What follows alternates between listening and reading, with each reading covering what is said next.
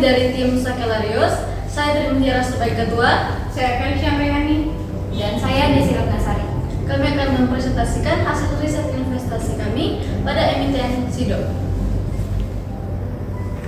Berdasarkan data dari Badan Pusat Statistik pada tahun 2020, ekonomi Indonesia mengalami kontraksi pertumbuhan sebesar minus 2,07%. Hal ini merupakan dampak dari pandemi COVID-19 yang melanda Indonesia.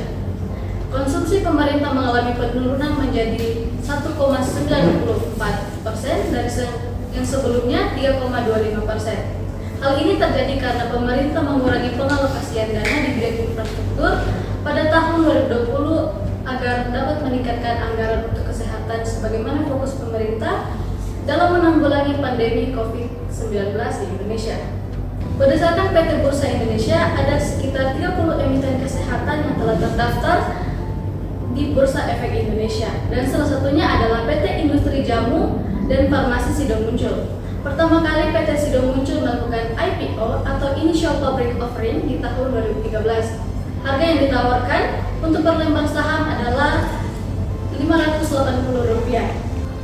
PT Industri Jamu dan Farmasi SIDO muncul adalah salah satu emiten kesehatan yang terdaftar di PT Bursa Efek Indonesia sejak tanggal 18 Desember 2013 dengan kode emiten SIDO, dan merupakan produsen jamu dan obat herbal modern terbesar di Indonesia dengan pengalaman lebih dari 70 tahun.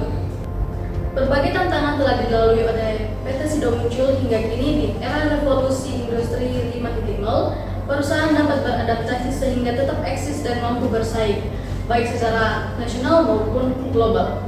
Hal tersebut dapat terlihat dari karyawan yang berjumlah dari 4.000 orang dan 300 jenis produk, termasuk produk unggulannya yaitu tolak angin, tolak linu, kuku Bima Energi, Alam Sari Plus, kopi jahe SIDO muncul, kuku Bima kopi ginseng, susu jahe, jamu komplit, dan kunyit asam.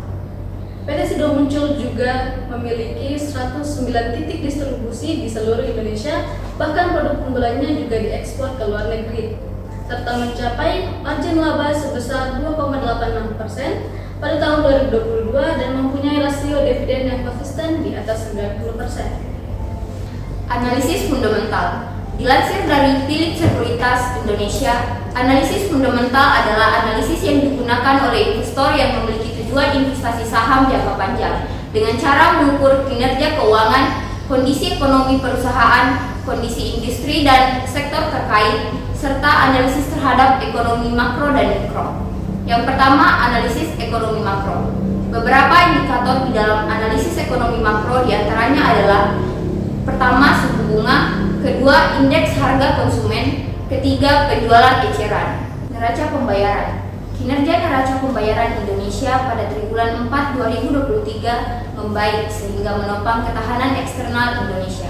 NPI pada triwulan 4 2023 mencatat surplus 8,6 miliar dolar US, meningkat signifikan dibandingkan dengan kinerja triwulan sebelumnya yang mencatat defisit 1,5 miliar dolar US. Hal ini terpantau baik bagi neraca pembayaran. Yang ketiga, analisis perusahaan. Analisis perusahaan dari SIDO dapat dilihat progresnya dari struktur korporasi yang ada di atas. Bagaimana SIDO berhasil membeli saham PT Berlico Mulia Pharma pada tahun 2014.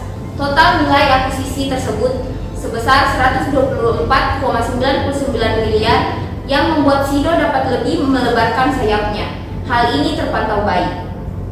Rencana jangka panjang. Dengan disahkannya Undang-Undang tentang Kesehatan menjadi angin segar bagi kinerja SIDO, di mana hal tersebut memberikan katalis positif bagi SIDO dan anak perusahaan, yaitu PT Berlico Mulia Pharma, lantaran akses kesehatan untuk masyarakat dipermudah dan ketahanan farmasi ditingkatkan.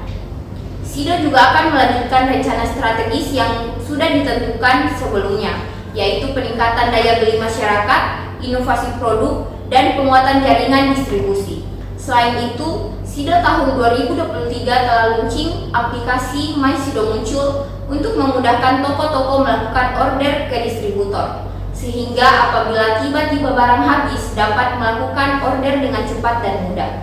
Adapun untuk meningkatkan penjualan jangka panjang, SIDO telah mempersiapkan produk-produk baru dan memperluas bisnis anak perusahaannya, yaitu PT Semarang Herbal Indoplan, serta mendorong penjualan produk herbal hingga ke mancanegara. Adapun kawasan Asia Tenggara dipilih untuk mendorong penjualan produk herbal SIDO, di samping meningkatkan brand awareness terhadap market mancanegara. Demi melancarkan ekspansi tersebut, SIDO berencana menambah distributor baru di Filipina. Dengan mendorong penjualan produk hingga ke ASEAN ini, Perseroan berharap hal ini memberi dampak positif terhadap penjualan SIDO secara efektif pada awal 2024. Hal ini terindikasi baik. Dengan menggunakan rumus dividen diskon modal pertumbuhan yang konstan, didapati nilai intrinsik saham SIDO senilai 714,29. Jika dibandingkan dengan harga saham SIDO saat ini senilai 710, maka dapat disimpulkan bahwa nilai intrinsik SIDO 714,29 lebih besar dari harga saham saat ini, yaitu 710, yang mana harga saham saat ini dihargai terlalu murah atau undervalued. Adapun rangkuman dari hasil riset investasi mulai dari analisis profil perusahaan, analisis fundamental, penilaian harga saham, dan persaingannya. Dengan demikian, kami dapat menyimpulkan bahwa emiten SIDO bernilai baik sehingga layak untuk dibeli. Demikian presentasi hasil riset investasi emiten SIDO dari tim Sakelarios. Sekian dan terima kasih.